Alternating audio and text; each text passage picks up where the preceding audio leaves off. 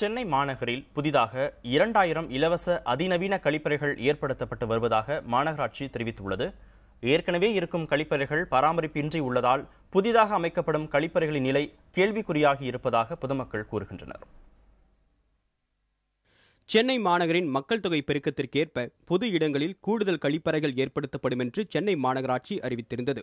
அதன்படி தற்போது சென்னை மற்றும் விரிவாக்கப்பட்ட பகுதிகளில் அதிநவீன வசதிகள் கொண்ட கழிப்பறைகள் அமைக்கும் பணி மும்முரமாக நடைபெற்று வருகிறது.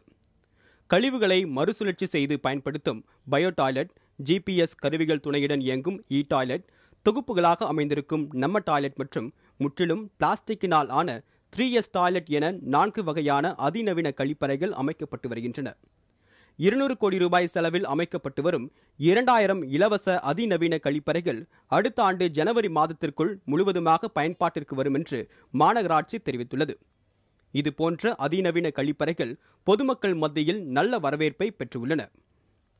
பழைய கக்கூஸ் இருந்தது, சரியான முறையில் நல்லா இல்லை, அதை உடச்சி எடுத்துட்டு இப்போ நம்ம டாய்லெட்டு வச்சுருக்காங்க.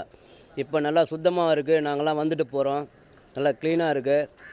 இதே போல் எல்லா ஏரியாவிலையும் எல்லா இடத்துலையும் இது மாதிரி எடுத்து வந்தால் எல்லாருக்கும் மக்களுக்கு நல்லா இருக்கும். முதற்கட்டமாக 348 இடங்களில் அதிநவீன கழிப்பறைகள் அடுத்த மாதத்திற்குள் பயன்பாட்டிற்கு வரும் என்று மாநகராட்சி அதிகாரிகள் தெரிவித்துள்ளனர். ஒப்பந்ததாரர்கள் மூலம் அமைக்கப்பட்டு வரும் அதிநவீன கழிப்பறைகளின் பராமரிப்பை முதல் 1 வருடத்திற்கு ஒப்பந்ததாரரே மேற்கொள்ள வேண்டும். காலையில் ஒரு தடவை க்ளீன் பண்ணுவோம், அதுக்கப்புறம் 12 மணிக்கு ஒரு தடவை, அதுக்கப்புறம் ஒரு 3 மணிக்கு ஒரு தடவை க்ளீன் பண்ணுவோம் சார். அது மிஞ்சி போனால் நைட்டு ஒரு 6 மணி 7 மணிக்கு நைட்டு ஒரு ட்ரிப் க்ளீன் பண்ணுவோம். அப்படியே ஒரு 6-7 ட்ரிப் க்ளீன் பண்ணுவோம் சார். சென்னையில் ஏற்கனவே 817 இடங்களில் உள்ள பழைய முறை கழிப்பறைகள் முறையாக பராமரிக்கப்படாத நிலையில் தற்போது அமைக்கப்பட்டு வரும் அதிநவீன கழிப்பறைகள் நிலை கேள்விக்குறியாக உள்ளது என்கின்றனர் பொதுமக்கள். டாய்லெட்ஸ் வந்துட்டு நீட்டாக இல்லை. யாருமே ஸ்டூடெண்ட்ஸ்லேருந்து லேடிஸ்லேருந்து யாருமே வந்துட்டு அந்த டாய்லெட்ஸ் பக்கம், பப்ளிக் டாய்லெட்ஸ் பக்கம் போக பயப்படுறாங்க. போகிறக்கும் யாருக்கும் பிடிக்க மாட்டேங்குது. ஏன்னா நீட்டாக உள்ள சமூக விரோதமான செயல்கள் நிறையா நடக்குது. இருக்கிற டாய்லெட்ஸை இந்த நிலையில் இருக்கும்போது இதுக்கப்புறம் இன்னும் 2000 டாய்லெட்ஸை வந்து சென்னையில் புதுசாக கொண்டு வரப்போது கார்பரேஷன். இதெல்லாம் எப்படி பராமரிக்க போகிறாங்க, இதை எப்படி வந்து பொதுமக்கள் பயன்படுத்துறதுன்றது பெரிய கேள்விக்குறியாக இருக்குது. போதுமான மாநகராட்சி ஊழியர்கள் இல்லாததே பராமரிப்பு குறைபாட்டுக்கு காரணமாக கூறப்படுகிறது.